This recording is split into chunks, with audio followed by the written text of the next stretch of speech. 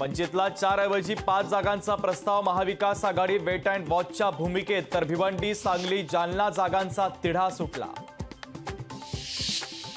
महाविकास आघाडीचं जागा वाटप आज जाहीर होण्याची शक्यता, वंचितच्या सहभागासंदर्भात देखील ठोस निर्णय होण्याची शक्यता। बारामती संदर्भातला सस्पेन्स राहू द्या, बारामतीबाबतच्या तुमच्या मनात जे नाव असेल तेच असेल, अजित पवारांचं मिश्किल उत्तर। महायुतीचं जागा वाटप 28 मार्चला जाहीर होणार, तर महायुती कुठलेही गैरसमज नाही, उपमुख्यमंत्री अजित पवारांची माहिती। लोकसभेच्या पार्श्वभूमीवर मुख्यमंत्र्यांनी वर्षा निवासस्थानी बोलावली बैठक, बैठकीत अमरावती लोकसभा मतदारसंघाचा तिढा सुटणार का, याकडे लक्ष। राष्ट्रवादीला महायुतीमध्ये घ्यायची गरज नव्हती, भाजप शिवसेनेचं व्यवस्थित चालू होतं, शिवसेना आमदार भरत गोगावलेंचं धक्कादायक विधान। रायगड लोकसभा मतदारसंघातून सुनील तटकरेंच्या नावाची घोषणा, अजित पवारांच्या राष्ट्रवादीकडून पहिला उमेदवार घोषित। राष्ट्रवादीचा लोकसभेच्या 7 जागांवर दावा कायम, शिरूर, रायगड, परभणीसह नाशिकवरही राष्ट्रवादीचा दावा, तिन्ही पक्षांसोबतच्या चर्चेनंतर पुढचा निर्णय होणार, अमोल मिटकरींची माहिती। शिवतारेंचा बोलवता धणी कोण, लवकरच सांगणार, शिवतारेंच्या तब्येतीची काळजी वाटते ते असे का वागतात, अमोल मिटकरींचा विजय शिवतारे यांच्यावर हल्लाबोल। शिवाजीराव आढळराव पाटलांचा आज राष्ट्रवादीमध्ये प्रवेश, पक्षप्रवेशाच्या वेळीच लोकसभेची उमेदवारी जाहीर होण्याची शक्यता।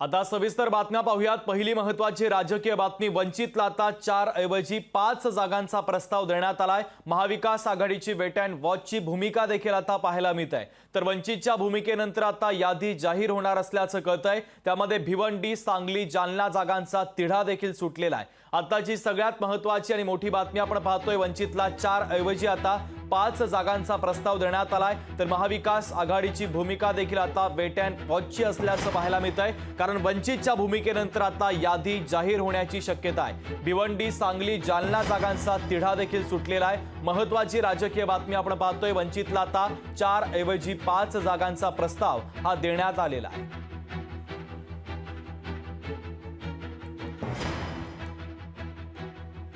तर वंचितला 4 ऐवजी 5 जागांचा प्रस्ताव देण्यात आलेला आहे। स्वप्नील अरविंद केजरीवालांच्या याचिकेवर उद्या सुनावणी, दिल्ली उच्च न्यायालयात होणार महत्त्वाची सुनावणी।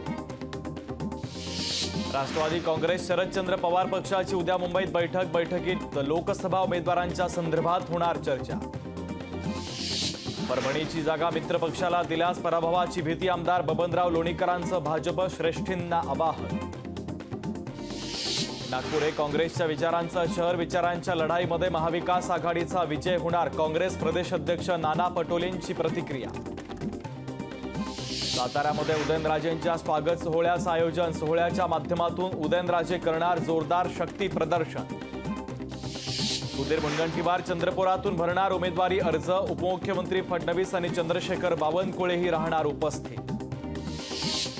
विजय शिवतारे 12 एप्रिलला बारामतीमधून भरणार लोकसभा निवडणुकीसाठी अर्ज, सुप्रिया सुळे, सुनेत्रा पवारांच्या विरोधात शिवतारे भरणार अर्ज। तशा खडसेंनंतर स्मिता वाघ यांची प्रचाराला सुरुवात, स्मिता वाघ यांनी जळगावातून फोडला प्रचाराचा नारळ। हेमंत गोडसेंच्या शक्ती प्रदर्शनानंतर भाजप पदाधिकाऱ्यांनी घेतली फडणवीसांची भेट, नाशिकमध्ये भाजपचे 3 आमदार, 100 नगरसेवक द्या, देवयानी फरांदेंची मागणी। लोकसभेसाठी संघ परिवाराची विशेष मोहीम, लोकसभा निवडणुकीसाठी स्वयंसेवकांना सक्रियपणे काम करण्याचे संघाचे निर्देश। मनसे नेत्यांची स्वातंत्र्यवीर सावरकर सभागृहामध्ये उद्या महत्त्वाची बैठक, आगामी निवडणुका आणि पाडव्याच्या पार्श्वभूमीवर बैठकीचं आयोजन। सायन धारावीला जोडणाऱ्या शिव उड्डाणपुलाचं उद्या रात्रीपासून पाडकाम सुरू, बांधकामामुळे मुंबईकरांना पुढील 3 ते 2 वर्ष करावा लागणार वाहतूक कोंडीचा सामना।